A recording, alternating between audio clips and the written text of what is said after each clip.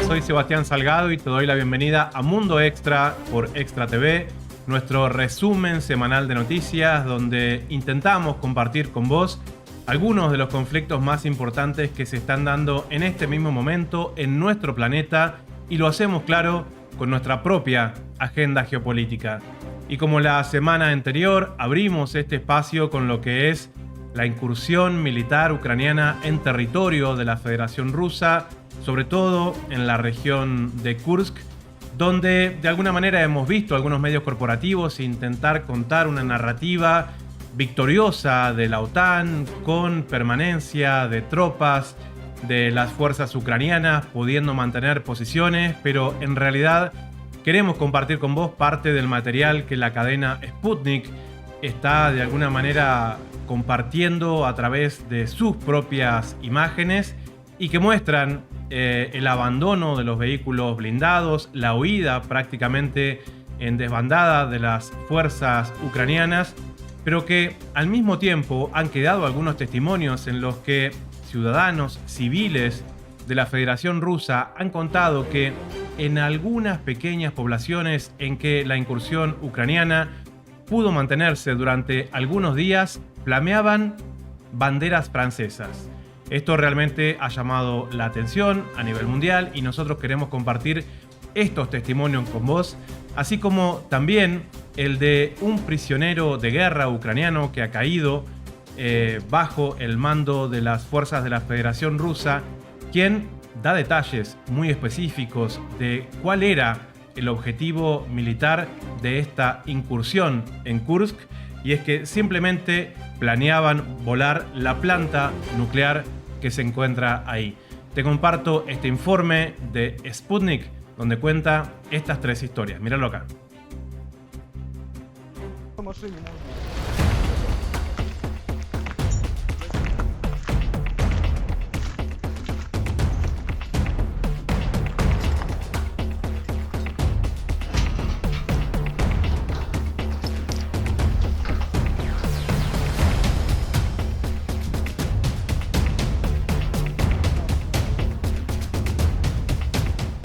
Каждый день мы продолжаем проводить разведывательно-поисковые действия.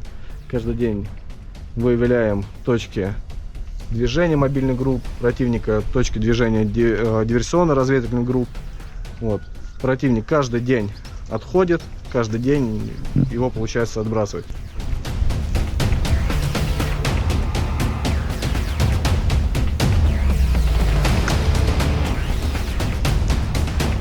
Когда пришел сюда противник, вот вы видите, что он делал с домами. Он просто брал и стрелял по нему. Машина абсолютно гражданская, никто ее не использовал, как она у людей стояла. То есть можете увидеть там, по всем первичным признакам, что автомобилем военные не пользовались. Полностью гражданский автомобиль, который просто-напросто был расстрелян.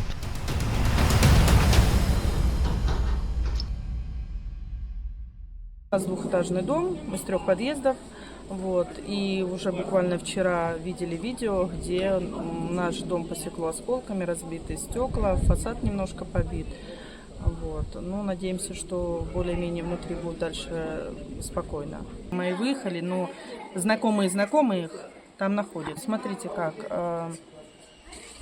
Изначально, когда заходили сами именно украинцы, они даже некоторые пропускали. Когда заходили, есть же, я вот забыла, сейчас не могу вам сказать, в общем, украинцы, но Азов, вот эти, они зверствовали. Там есть еще другие бригады ВСУ, которые тоже зверствовали. Они отрезали головы старикам, мучили детей, убивали детей, которые люди, мирные люди, они пытались выехать. Они также их расстреливали. У нас поселки, которые люди пытались выехать, они также их расстреливали. Там есть в интернете уже, ходит везде и всюду, как обстрелянные машины, и рядом с ними мирные жители. Ну, у нас, у мужа брат лично, он занимался волонтерством, и он пострадал, в его машину был прилет. Он ранен, находится сейчас в больнице. Он тоже там, наверное, человек 100 уже вывез.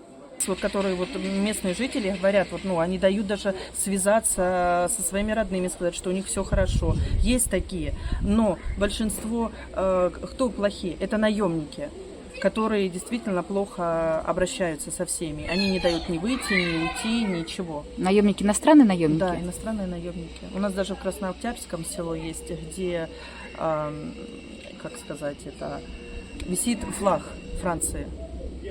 Поэтому это доподлинно, это все знают. Это вот опять-таки некоторые украинцы дают перезвонить, а некоторые ничего не дают. 5 августа в наш лес, там где мы базировались, приехал Сырский где-то в районе обеда на 4 машинах. Вот, мы собрались в круг, те экипажи, которые должны были выезжать уже как бы за границу, в Россию.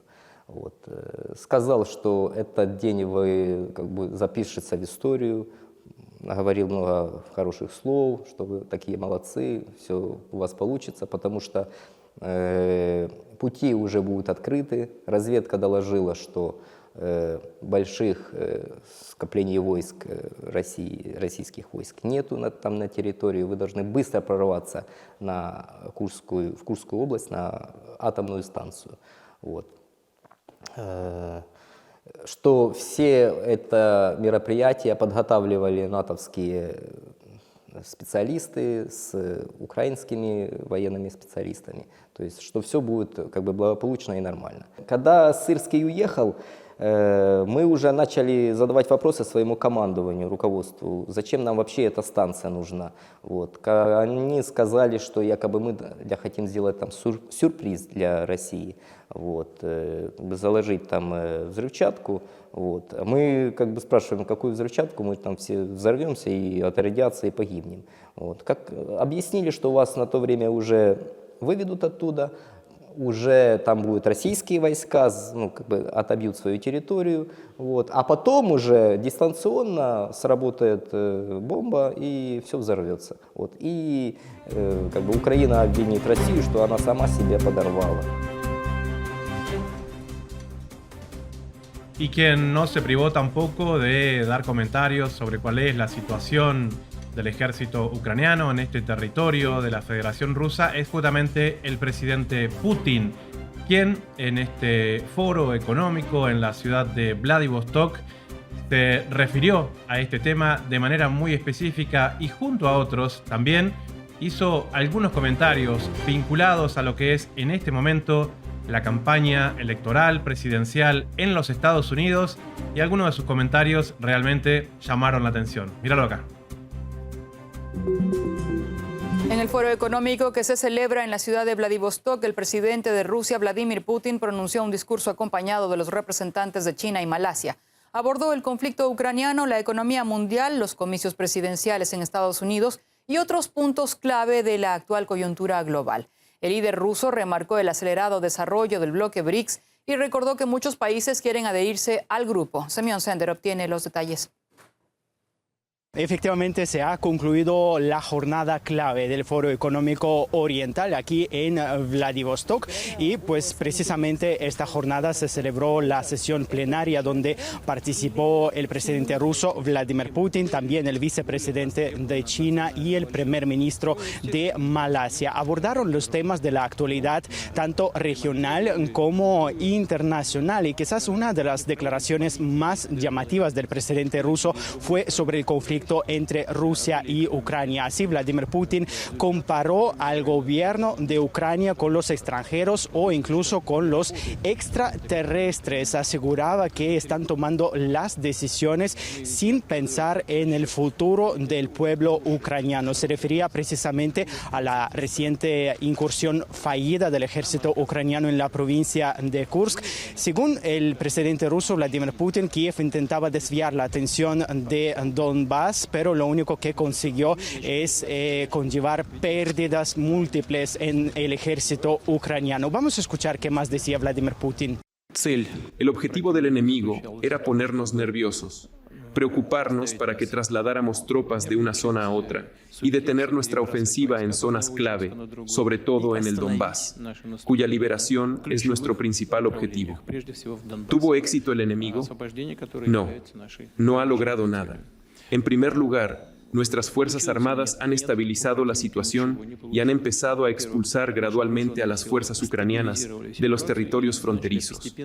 Y en segundo lugar, que es más importante, no se está tomando ninguna medida para contener nuestra ofensiva. En este contexto, Vladimir Putin también subrayó que Rusia está abierta al diálogo. Otro tema importante es que Vladimir Putin recordó el reciente intercambio de reclusos entre Rusia y los países occidentales. En este contexto, agradeció el rol del príncipe heredero saudí y también a Turquía por brindar la plataforma para las negociaciones. En general, durante este foro se ha hablado mucho sobre los temas económicos. Así, por ejemplo, han abordado el tema de la desdolarización, según Vladimir Putin, pues fue causada precisamente por las acciones estúpidas, dijo, de Occidente. No estamos llevando a cabo una política de desdolarización. No renunciamos a los pagos en dólares. Nos negaron las liquidaciones y simplemente nos vemos obligados a buscar otras opciones y ya. Pero eso no es lo principal. Lo principal es otro asunto. Lo principal es que la moneda de un país refleja su poder económico. Y cuanto más grande es esta economía, cuantos más socios tiene, más se demanda la moneda nacional de este país en las transacciones. Ahora la situación en la economía mundial está cambiando. Incluso hoy en día los países del sur global representan más del 50% del PIB mundial. Ahora, uno de los temas de la actualidad internacional son las elecciones estadounidenses. Pues en ese contexto, Vladimir Putin se refirió en tono irónico a la posición de la candidata Kamala Harris. Escuchemos. Nuestro favorito, si se puede decir así, era el presidente actual, el señor Biden. Lo retiraron de la carrera, pero recomendó a todos sus partidarios que apoyaran a la señora Harris. Bueno, vamos a hacer lo mismo. Vamos a apoyarla. Tiene una risa tan expresiva y contagiosa. Esto muestra que va bien. Otro tema de la actualidad internacional es el BRICS. Así, Vladimir Putin destacó que ya son más de 30 países dispuestos a adherirse al bloque. Recientemente confirmaba la solicitud de Turquía. A este tema también se refirió el representante malasio. Escuchemos. The rise of the global south. El ascenso del sur global no significa un mero desplazamiento del poder económico, sino una reconfiguración de la influencia mundial. China, India y otros países de África y América Latina, es decir, el sur global, van a desempeñar un papel fundamental y a remodelar el futuro de la economía mundial. En la actualidad, el sur global representa aproximadamente el 40% de la producción económica mundial y alberga a cerca del 85% de la población mundial. Siguiendo el tema, también se pronunció el representante chino, dijo estar en contra de la hegemonía, en contra de cualquier intención de otro país de ingerir en los asuntos de otra nación. Escuchemos. China defiende firmemente la paz mundial, promueve el desarrollo global, se opone firmemente a la hegemonía, a la política de poder en todas sus manifestaciones, a la mentalidad de la Guerra Fría, a la injerencia en los asuntos internos de otros estados y a la aplicación del doble rasero. También hay que destacar que hablaron mucho de los proyectos regionales. Así, por ejemplo, Vladimir Putin dio órdenes para pensar en construcción de varias centrales nucleares aquí en el lejano oriente de Rusia y también construir la carretera entre Moscú y Vladivostok, que sería más de 10.000 kilómetros. Y algo de lo que no discuten ni el candidato republicano Donald Trump ni la candidata demócrata Kamala Harris en lo que es este tramo final de las campañas presidenciales en los Estados Unidos está vinculado a la libre portación de armas en la mayoría de los estados de ese país. Y es que este realmente debería ser un tema medular de estas campañas políticas porque en los últimos días, como pasa prácticamente todas las semanas en los Estados Unidos, en el estado de Georgia se dio un tiroteo en una escuela llevado adelante por un niño, un muchacho prácticamente de 14 años, que muchas veces vinculando lo que pueden llegar a ser los videojuegos, la política, llevan adelante este tipo de actos que se van repitiendo de manera sistemática en el territorio de los Estados Unidos. parte de las víctimas que se dieron durante esta misma semana en el estado de Georgia son otros niños, estudiantes de esa escuela, y notoriamente uno de ellos es de ascendencia latina, de habla hispana, y por lo tanto su propia familia cuenta, más allá del dolor, de la pérdida de su hijo, el temor permanente con el que ellos viven y con el temor permanente con el que mandan a sus hijos a la escuela todos los días. Te comparto este informe de la cadena Univisión. Míralo acá. Y ahí te llegó mucha ayuda. Chiquita. Con el corazón roto, Emma Angulo llora la muerte de su hijo Cristian Gregorio, el estudiante hispano de 14 años que figura entre los 4 muertos y 9 heridos que dejó el tiroteo en la escuela secundaria Apalachee en Winder, Georgia. No merecía esto, no merecía morir así. No está, me hace falta. Y para mí esto es como quisiera que fuera un sueño. La familia dice que Cristian era un niño muy bueno, comedido y con muchos sueños por cumplir, y que se habían mudado a Georgia hace 10 años escapando precisamente de la violencia en las escuelas. Ya, pues, en California, según pues, las escuelas también estaban mal, y aquí pues venimos a caer también en lo mismo. El hecho sangriento también dejó con heridas en la pierna y brazos a Ronaldo Vega, compañero de clases de los 2 estudiantes muertos. Recuerda que al escuchar los disparos aprovechó un descuido del pistolero y cerró la puerta, salvando la vida de más de 20 estudiantes que habían en la clase de álgebra. Estaba en la clase que él tiró y que cuando se fue cerré la puerta para que ya no se viene atrás. Ronaldo y Cristian eran amigos, por eso celebrar que está vivo es un sentimiento agridulce para él. No vi alcanzar a ver qué pasó con él. Ni cuando los vimos le vi que estaba laying down, just ahí su body was just right there. La madre de Ronaldo dice que les han robado la paz. Temor de volverlos a mandar a la escuela. Temor para salir. Porque no sabes qué loco va a salir a disparar. Mientras que la mamá de Cristian dice que le han destruido a su familia matándole al menor de sus 4 hijos. Me mataron en vida a mí y a mi familia. De los maestros muertos se sabe que Richard Spinwell era un entrenador y que deja 2 niñas huérfanas, y que Christina Irami era una maestra de matemáticas, mientras que el estudiante Mason Shermerhorn padecía de autismo. El alguacil del condado de Barrow dijo que Cole Gray era un estudiante nuevo y que ayer fue su primer día real de clases. Además que gracias a un nuevo sistema instalado en las escuelas se pudo poner bajo custodia al sospechoso en 6 minutos. Desde Winder, Georgia, Sheila Alfaro, Univisión. Y seguimos hablando de los Estados Unidos, pero esta vez de lo que son las acciones coercitivas que tienen en lo que se llama bloqueo económico contra una serie importante de países, pero por sobre todo contra, en estos momentos, la República Bolivariana de Venezuela. Vos recordarás muy bien lo que fue la incautación aquí en Buenos Aires, en la República Argentina, de aquel avión venezolano de la empresa Emtrasur, que había aterrizado en el aeropuerto de Seiza y que fue incautado por las autoridades locales porque supuestamente su vuelo no cumplía con los requisitos de estas acciones que los Estados Unidos impone sobre una serie de países, pero también sobre una cantidad importante de empresas alrededor del mundo. El avión finalmente fue robado a la República Bolivariana de Venezuela, llevado a los Estados Unidos y desguazado.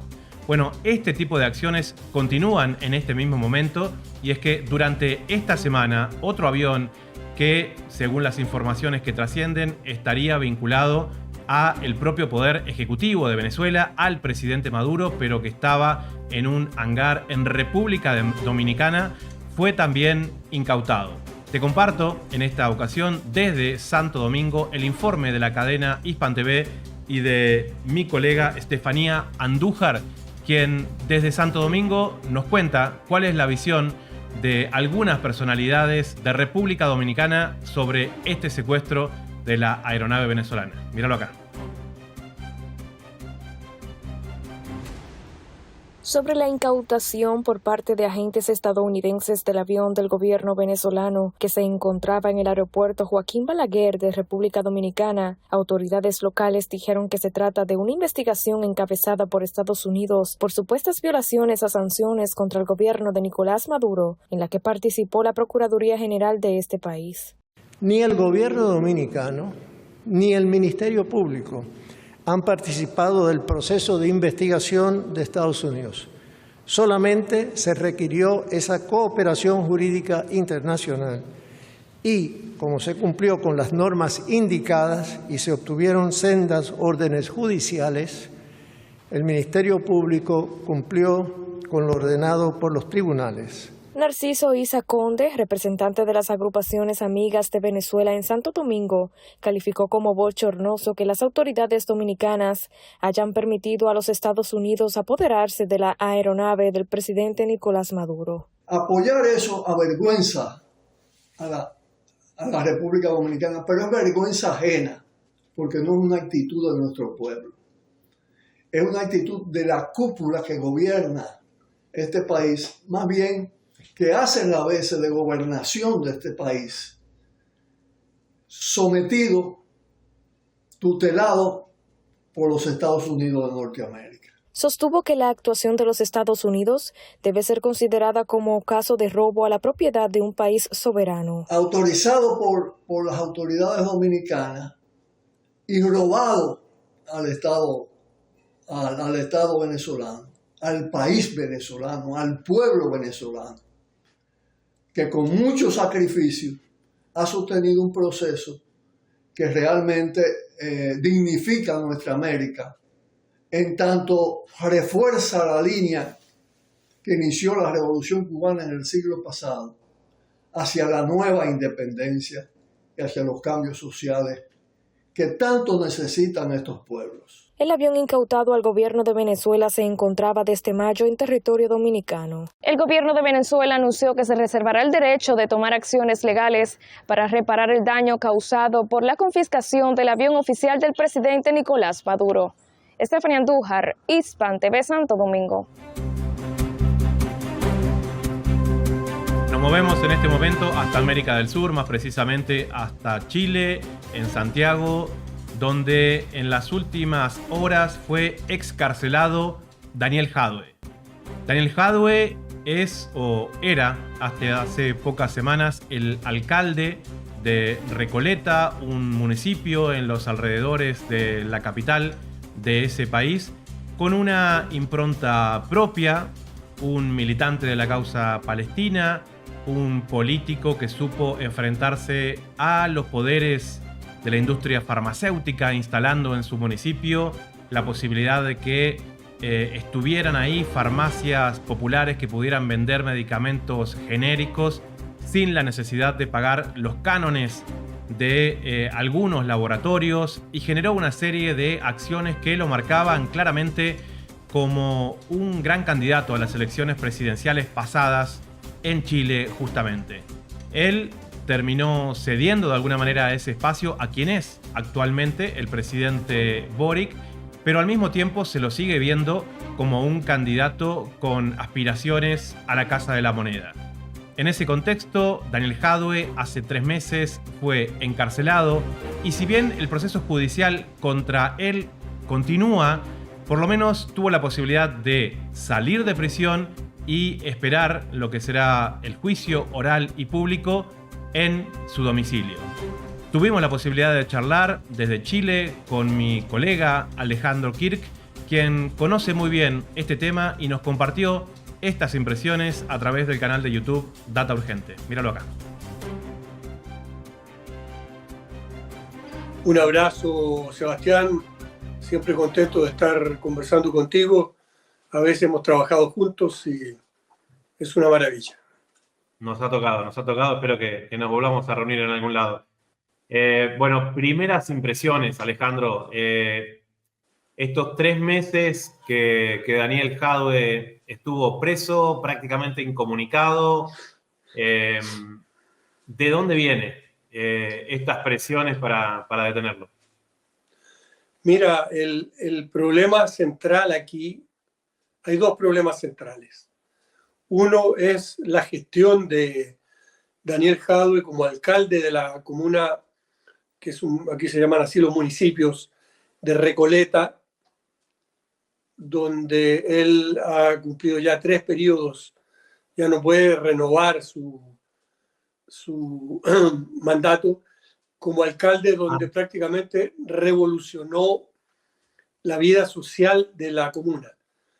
Es decir, él se convirtió en un subversivo en el sentido de que creó, por ejemplo, su primera gran mediática, importante medida fue la creación de una farmacia popular. En Chile los medicamentos, la distribución de medicamentos está controlada por 3 grandes cadenas que son a su vez virtuales bancos que venden los precios a un precio especulativo y dan crédito a sus usuarios, con lo cual están ganando también el dinero de los intereses de estos créditos.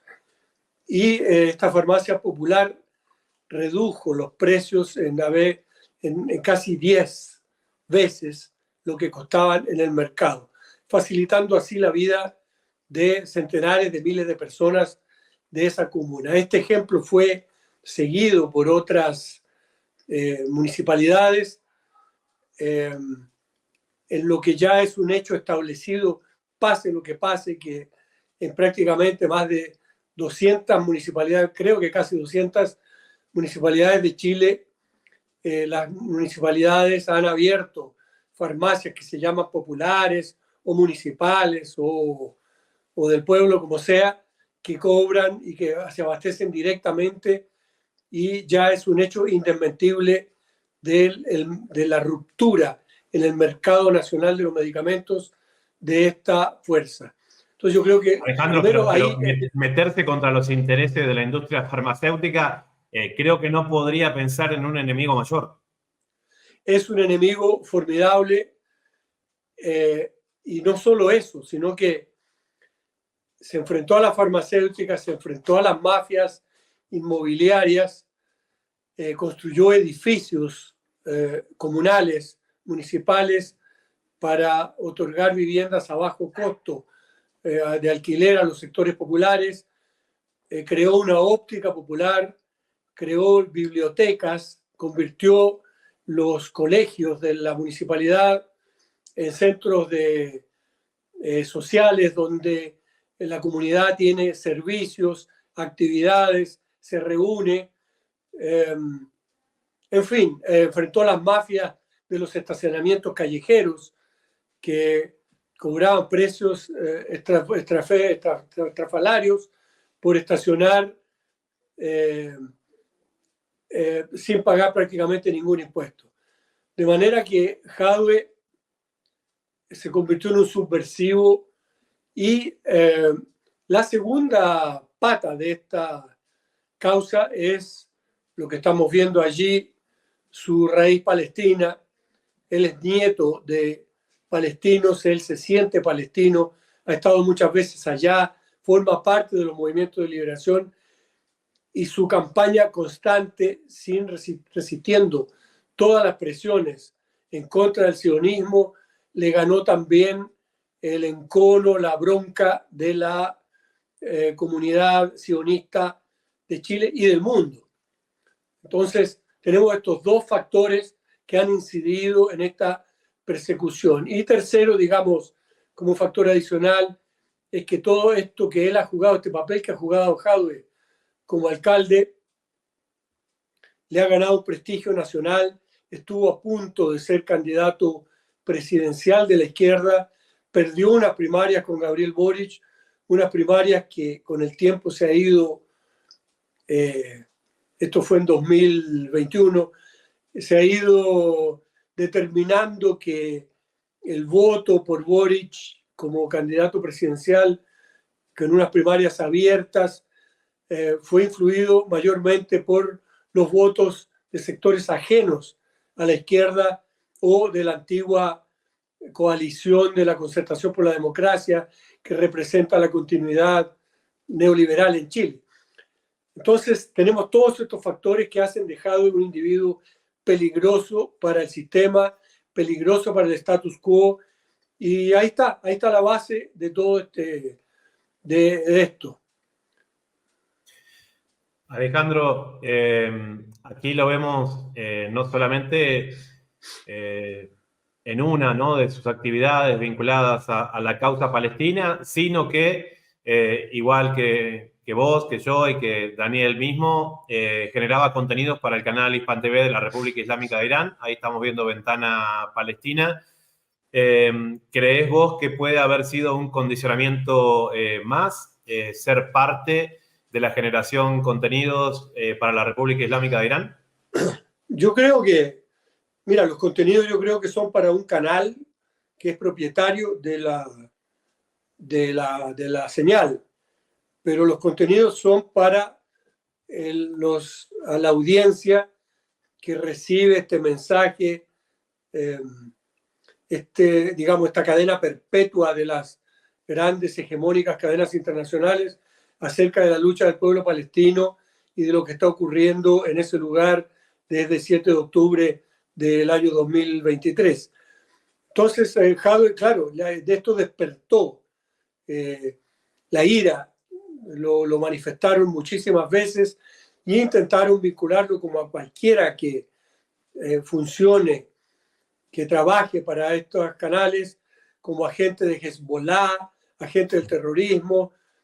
Fue denunciado por organizaciones de ultraderecha y sin duda todo esto forma parte de una coherencia que ha mantenido Jadwe desde su temprana juventud con respecto a la causa palestina.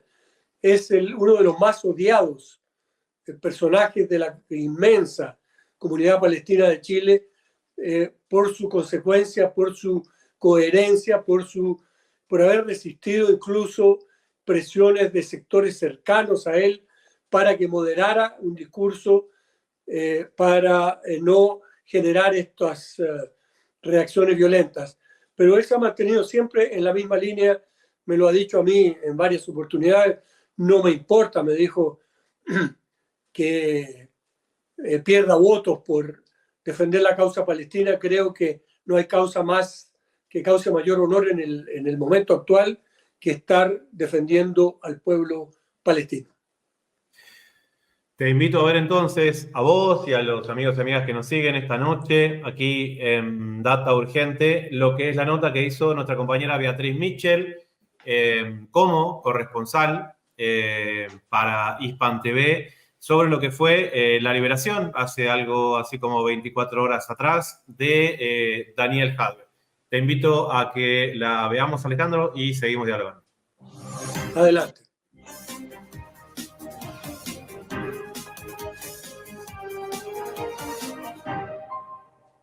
Tres meses estuvo Daniel Jadwe en la cárcel. Orden de libertad. Muchas gracias, señoría.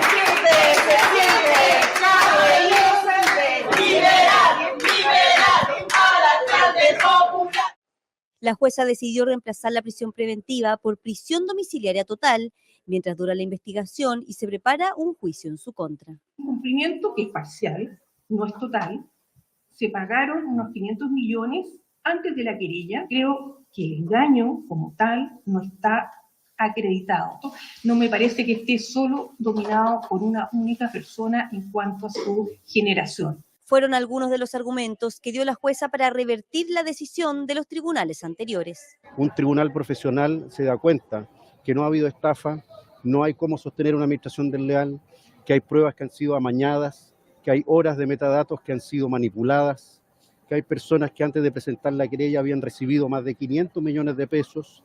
La defensa mostró nuevas pruebas, como pericias y contradicciones en las declaraciones de las personas interrogadas por Fiscalía. Recordemos que, en definitiva, la más creíble de todas las pruebas es la prueba testimonial. Y desde esa perspectiva, recordemos que, en definitiva, no podemos dar un tratamiento a una persona imputada por un delito, por grave que sea, un tratamiento de culpable hasta que no se dicte la sentencia condenatoria respectiva que así lo aclare. La defensa también argumentó que Daniel Jadwe no puede tener todo el poder en una organización compleja como un municipio que se han visto firmas de Jadwe adulteradas y que todos los supuestos delitos que se le imputan no han significado para Jadwe ninguna ventaja o beneficio económico. Esa reunión donde se habría producido el engaño por parte directa de Óscar Daniel Jadwe a la empresa que resultó perjudicada por este negocio, en definitiva no es tal, porque no se ha producido el engaño y no lo han podido probar en esta instancia. Los defensores valoraron la argumentación de la jueza, que abordó la presunción de inocencia y el principio de proporcionalidad con legislación nacional y tratados internacionales de derechos humanos. Demolió cada uno de los delitos porque Daniel fue formalizado. Y yo creo que hemos dado un salto cualitativo. Él es un líder social, que la gente lo quiere porque no solamente ha hecho un trabajo administrativo en la municipalidad, sino que ha hecho una pega transformadora. Hasta el recinto penal llegaron sus adherentes para esperar que Daniel Jadwe saliera de prisión. Los mismos que hicieron acciones y encuentros para acompañar a Daniel desde el exterior de la prisión. Vamos a seguir luchando.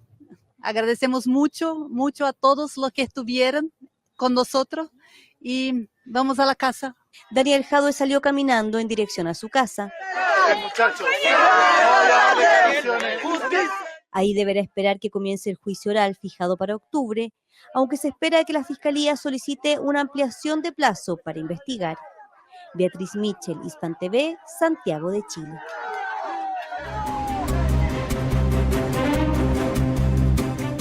Y quien acabas de ver, con quien dialogábamos a través de Data Urgente, este colega, periodista y analista chileno, Alejandro Kirk, es también corresponsal de guerra, corresponsal en zona de conflictos, con quien nos tocó compartir algún tiempo en lo que es este conflicto entre la OTAN y la Federación Rusa en territorio ucraniano, sobre todo en la región de Donetsk. En el momento en que estuvimos allí cubriendo, éramos, por lo menos nosotros dos, los únicos corresponsales de habla hispana que estaban en ese frente.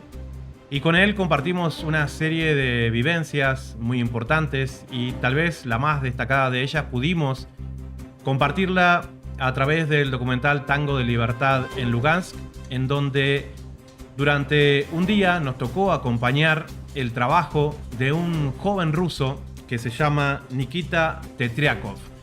Nikita había sido parte del ejército ruso cuando era tal vez un poco más joven, había sido parte del cuerpo de paracaidistas, pero en la actualidad es un civil que intenta llevar a la población que queda de alguna manera desguarecida en el frente de batalla víveres que recolecta a través de gente que hace donaciones. Él compró una camioneta nueva, pero con un modelo de la etapa soviética, un modelo que se conoce en Rusia con el nombre de Bujanka y que tiene la posibilidad de cargar un tonelaje importante de mercadería para llevar justamente a esos civiles que están en el frente. Cuando estuvimos con él, fuimos bombardeados por las tropas ucranianas porque el lugar donde estábamos llevando la comida estaba incluso por delante de la última línea de defensa de la Federación Rusa. Sin embargo, tuvimos un aprendizaje muy grande por el valor de este joven, por la manera que arriesga su propia vida para llevar víveres a la gente que está en esas condiciones, familias, hombres, mujeres, niños, en una situación de inseguridad tremenda. Y con él también nos tocó ver de qué manera nos cuidaba a nosotros, los periodistas que intentábamos contar esa historia. Cuando terminamos el diálogo con Alejandro, que acabo de compartir con vos sobre la situación de excarcelación de Daniel Jadwe en Chile, se volvió a comunicar conmigo para contarme que Nikita, este joven ruso con el cual habíamos tenido la posibilidad de compartir en ese frente de Donetsk, había pisado una mina antipersonal y había perdido el pie.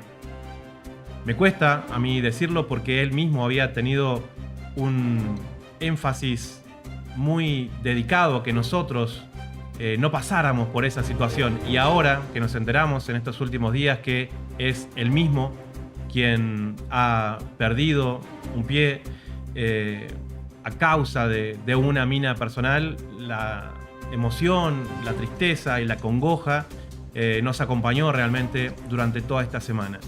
Por eso quiero que conozcas esta historia de este joven valiente en los momentos en que nos mostraba de qué manera él estaba dispuesto a ayudar a la población civil de su país. Te comparto la historia de Nikita Tetriakov, quien esta misma semana pisó una mina antipersonal que dejaron las tropas ucranianas y ha perdido su pie. Míralo acá.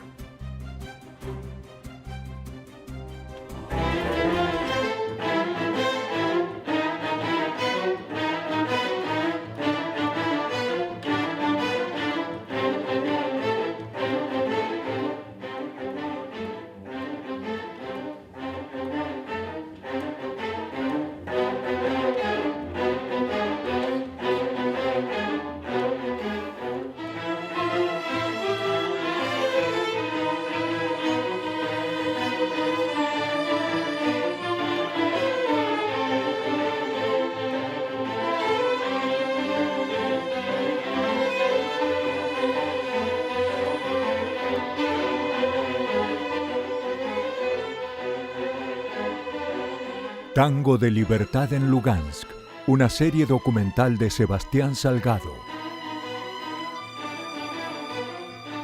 Estos chicos rusos.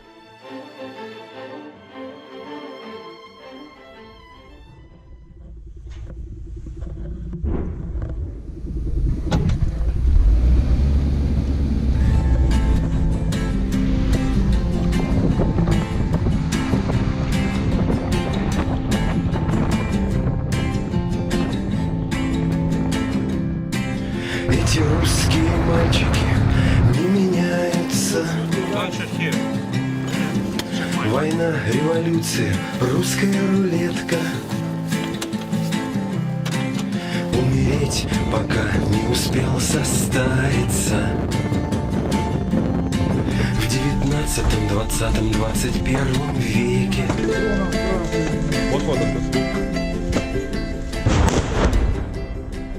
Эти русские девочки не меняются. Están mirando a nosotros, es evidente. Убить и спасать, пока сердце в груди трепыхается. В 19, 20, 21 веке.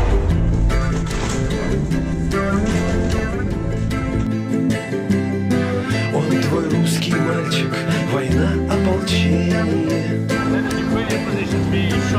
Погибать за отечество лучше, чем калека.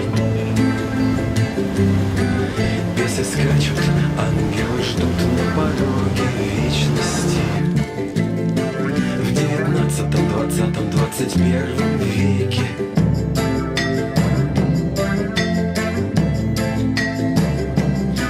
Твоя русская девочка, красный крест, белый бинт, чистый спирт.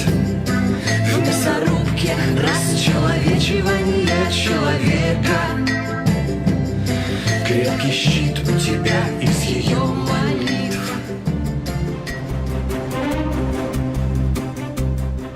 Y otro de los grandes conflictos, si es que podemos llamarle así, al genocidio sistemático que el ente sionista está realizando contra el pueblo palestino desde hace más de 75 años, pero sobre todo después del pasado 7 de octubre, como lo hemos visto en Gaza, con prácticamente 50.000 víctimas confirmados, tantas otras que tal vez pueden permanecer todavía bajo los escombros y que están como desaparecidas. También nos toca hablar de Cisjordania, y es que en las últimas semanas hubo una serie de incursiones militares que dejaron decenas de víctimas palestinas, en las que también con retroexcavadoras y que con diferentes máquinas van destruyendo lo que son los barrios enteros, sus calles, en diferentes localidades de Cisjordania. Cuando se dieron los acontecimientos del pasado octubre, una joven mexicana artista estaba justamente en una de esas localidades y, regresando a su país, intentó contar lo que ahí había vivido. Quiero compartirte hoy un informe de nuestros colegas de la televisión catarí Al Jazeera, donde retoman esta historia de esta joven artista mexicana porque en la televisión del ente israelí, una serie de comunicadores, si es que podemos decirle, invitan a que se tome represalia no solamente sobre los palestinos que están dentro de su territorio, sino también contra los comunicadores y artistas que muestran solidaridad desde sus propios países, invitando a que se realicen acciones violentas contra estas personas, estén en el lugar del mundo que estén. Lo creas o no, esto es realidad. Te comparto este informe de la televisión Al Jazeera. Míralo acá. Medios de comunicación de Israel han empezado a señalar como objetivos a activistas extranjeros e israelíes que tratan de documentar los abusos a los palestinos. Entre ellos, a una joven mexicana.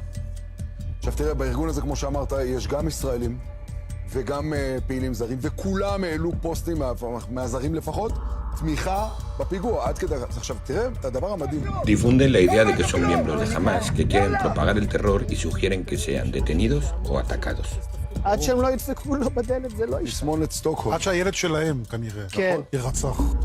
Hemos contactado con una de las activistas extranjeras de las que hablan. Entraron por la escalera de acceso aproximadamente 4 elementos de la fuerza de ocupación y entraron otros 4 o 3 más por la escalera que da al interior de la casa. Nos rodearon y nos apuntaron con sus armas y nos dijeron que les entregáramos la cámara. Esta artista mexicana estaba en la Cisjordania ocupada el 7 de octubre de 2023, cuando estalló la violencia en Palestina. Decidió quedarse para ayudar a frenar el acoso y la violencia que el ejército israelí y los colonos están ejerciendo sobre la población de esta parte del territorio, ahora a un nivel alarmante según la ONU. El militar volteó y me apuntó directamente al rostro y me pidió mi teléfono. Y nos dijeron que estaba prohibido grabarlos, que era ilegal, y nosotros le dijimos que era ilegal estar ocupando unas tierras que no les pertenecen. Y mi compañero le dijo que él estaba ahí porque los palestinos eran sus amigos. Cuando le dice esto, el militar le apunta, pero mirándome a mí, porque si no, no va a regresar en una pieza, él lo va a regresar en muchas. Estefanía dejó a un lado su proyecto artístico sobre la ocupación en Palestina y se hizo miembro del ISM, International Solidarity Movement, una organización de activistas internacionales que hacen uso de su estatus de extranjero para estar presentes en los actos de acoso y violencia del ejército israelí y los colonos contra la población palestina. Presencia internacional y acompañamiento, estar en las aldeas para evitar o registrar las agresiones cometidas por parte de las fuerzas de ocupación israelí y de los colonos que viven cerca. Acompañamiento a niños palestinos para poderlos llevar de sus casas a la escuela y de la escuela a su casa, ya que la mayoría acá son agredidos por las fuerzas de ocupación, muchas veces son detenidos. No hay como una estrategia de parte de los colonos que es hostigar a los palestinos que están más cerca de estos asentamientos para que se vayan de esa tierra y ellos poder acercarse un poco más, poderlos despojar y robarles su territorio, más de lo que ya lo han hecho. La portavoz del Alto Comisionado de las Naciones Unidas para los Derechos Humanos ha calificado la situación en Cisjordania ocupada como alarmante y urgente. En las primeras 4 semanas desde el inicio de esta escalada, fueron asesinados aquí 160 palestinos por colonos o soldados, casi los mismos que en todo 2022. Ya son miles los trabajadores que han sido arrestados y sometidos a torturas. El movimiento entre ciudades palestinas, totalmente controlado por 700 puntos de control israelí, se ha convertido en casi imposible, al igual que asistir a los centros de estudio o a los comercios. Al menos 15 comunidades ganaderas han sido expulsadas de sus hogares, y grupos de colonos armados dan ultimátums a los habitantes palestinos para que abandonen sus casas. Entre sus métodos se incluyen panfletos en los coches en los que les instan a irse o ser eliminados. No sé cómo pueda describir más lo que está sucediendo acá. Está siendo un exterminio de un pueblo ante los ojos de todo el mundo. El gobierno israelí aprobó en octubre la entrega de 10.000 armas gratuitas a los colonos. Mientras, la ONU señala que la violencia por parte de estos, que ya estaba a niveles récord, ha repuntado drásticamente. Además, asegura que ha documentado en muchos de estos incidentes que los colonos estaban acompañados por miembros de las fuerzas israelíes y portaban fusiles militares de asalto. El día sábado, nosotros estábamos en una de las casas un poco cuidando, resguardando, haciendo acompañamiento a una familia. Todos los colonos habían dicho que en la casa tenían armas y sacaron a toda la familia pues pistola en mano, con armas, y los subieron a la azotea. Les destrozaron todo, les destruyeron todo. Les sacaron todo de sus closets, de la cocina, les tiraron el aceite, que realmente es absurdo, solamente es una táctica de violencia, porque el bote del aceite es transparente. Les rompieron sus costales de harina, les tiraron su comida, y la única arma que encontraron era una pistolita de este tamañito, de juguete de uno de los niños, la cual también destrozaron, hicieron pedazos. Y vi con mis propios ojos cómo los niños crecen aquí, tanto en Gaza, como en el West Bank, como en todos los territorios ocupados de Palestina. Eso es lo que ven desde el momento en el que nacen. Eso es lo que viven desde el primer momento en el que nacen en esta, que es su tierra.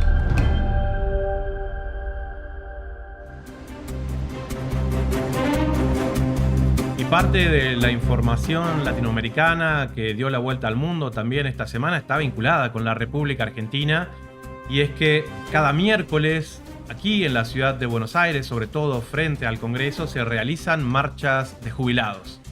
Y en las últimas 2 semanas, que incluyeron a lo que pasó en los últimos días, se dio una serie de represiones contra estas personas que, te imaginarás, en muchos casos lo delicado de su situación de salud, pero que están ahí para reclamar lo que es un proyecto de ley jubilatoria que ya había sido preaprobado en el Congreso de la Nación Argentina, pero que el propio presidente Milei vetó e hizo que marche hacia atrás. Hubo una serie de movimientos sociales y políticos que acompañaron a los jubilados durante la marcha de este miércoles, que sin embargo no fueron suficientes para que la represión de las fuerzas de seguridad del gobierno de Milei nuevamente se ensañaran con esta parte de la población. Te comparto este pequeño informe que hicimos para la cadena Hispan TV aquí desde la ciudad de Buenos Aires. Míralo acá.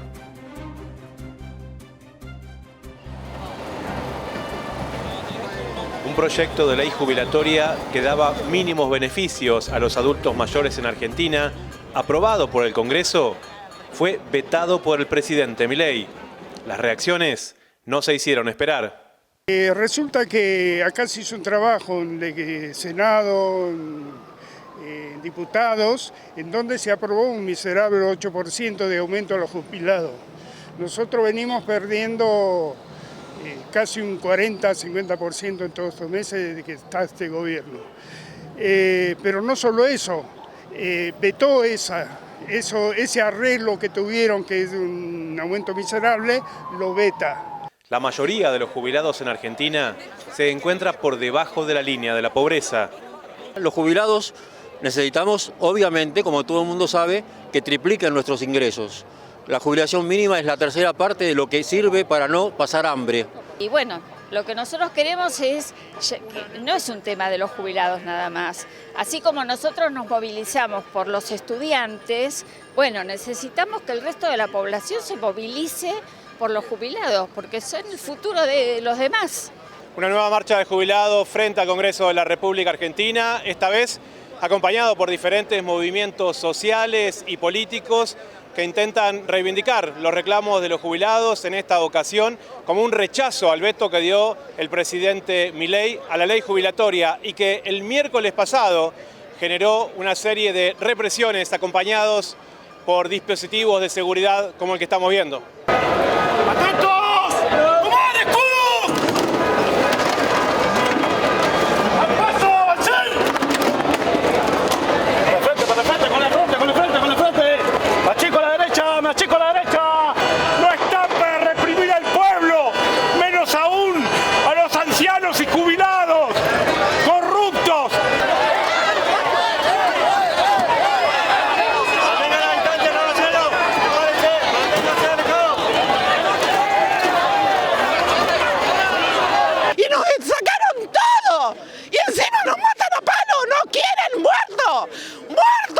pibes y a los jubilados los quieren muertos. La gente argentina, dense cuenta que lo están gobernando los...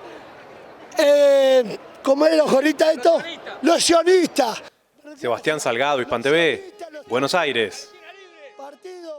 Por eso hoy en día yo me vengo de La Plata para desahogarme.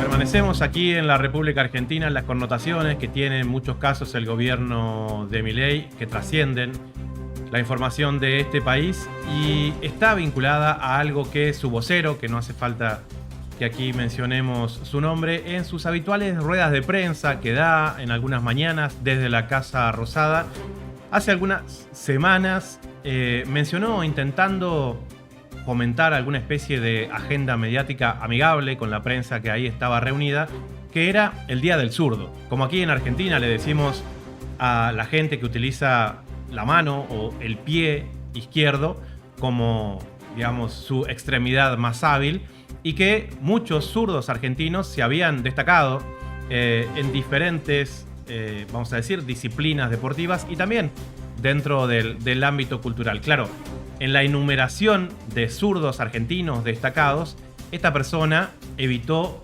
mencionar a Diego Armando Maradona, y un colega que estaba ahí en la rueda de prensa lógicamente le dijo: te estás olvidando del gran zurdo de la República Argentina. Esta gente, como siempre, siente una especie de animadversión contra toda concepción popular que incluye ese amor que existe en Argentina y prácticamente en todo el mundo con que fue la figura de Diego Armando Maradona. Dijo: ah, era zurdo, como que ni siquiera lo tenía presente. Por eso, una manera de reivindicar hacia el exterior parte de lo que ha significado la figura de Diego Armando Maradona para las y los argentinos, me pareció encontrarlo en este trabajo que hicieron nuestros colegas de TRT, la cadena turca en idioma español, que se fueron hasta el barrio de La Paternal, en donde Maradona pudo comprar la primera casa para su familia por un contrato que acababa de firmar con el club Argentinos Juniors. Te comparto esta historia de nuestros colegas de TRT y vas a ver de qué manera se quiere y se recuerda aquí y en todo el mundo a la figura de Maradona, el gran zurdo de la República Argentina.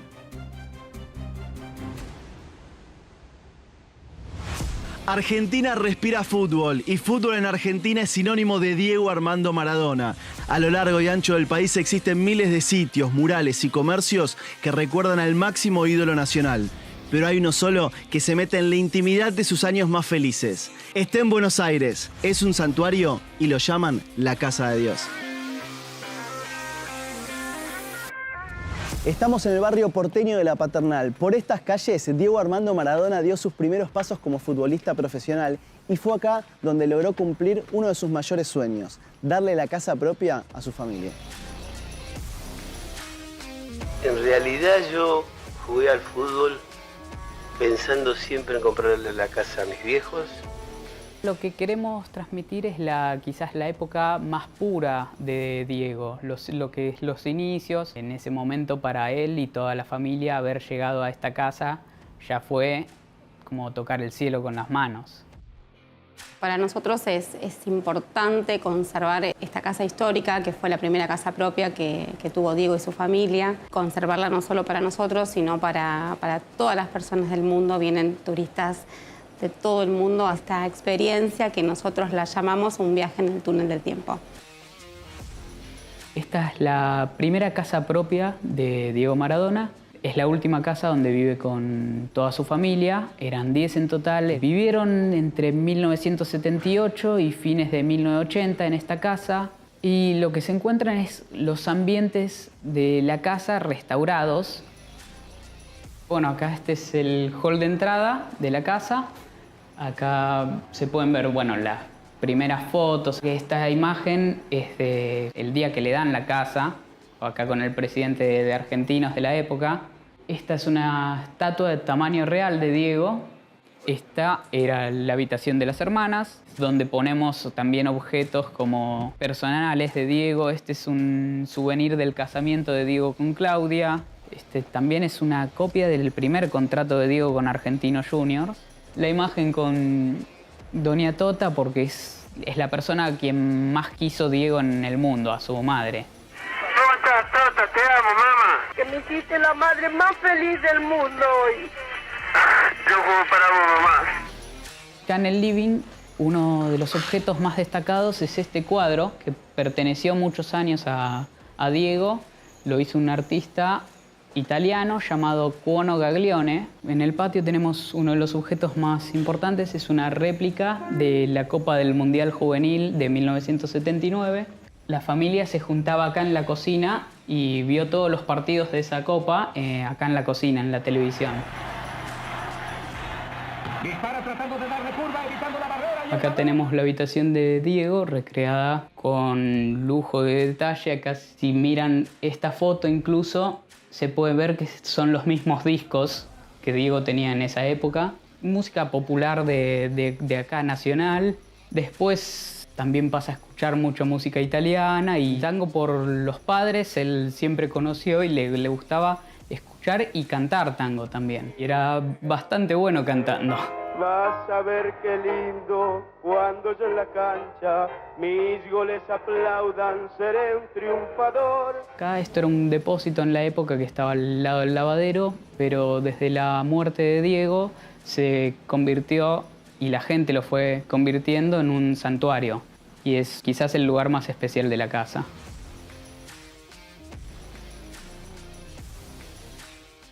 La gente se emociona mucho, les gusta recorrer, todos dicen que hay una atmósfera distinta.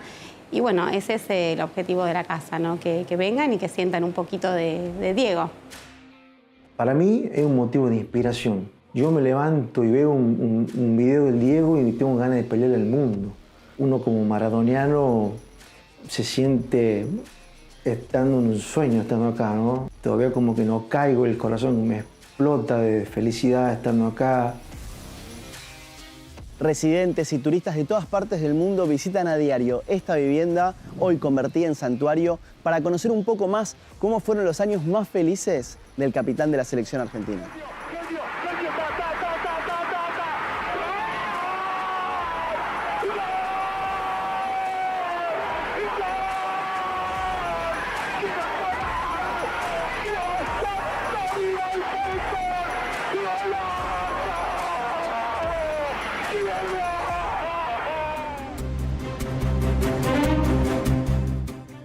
Soy Sebastián Salgado y quiero agradecerte por haber estado con nosotros en Mundo Extra, por Extra TV, en este resumen semanal de noticias que siempre queremos compartir con vos e invitarte también a que, si los contenidos que aquí tenemos te han gustado, nos ayudes a difundirlos para romper el cerco mediático y la censura que hay sobre este tipo de agendas geopolíticas. Te saludo y espero volver a encontrarme con vos la próxima semana aquí por Extra TV.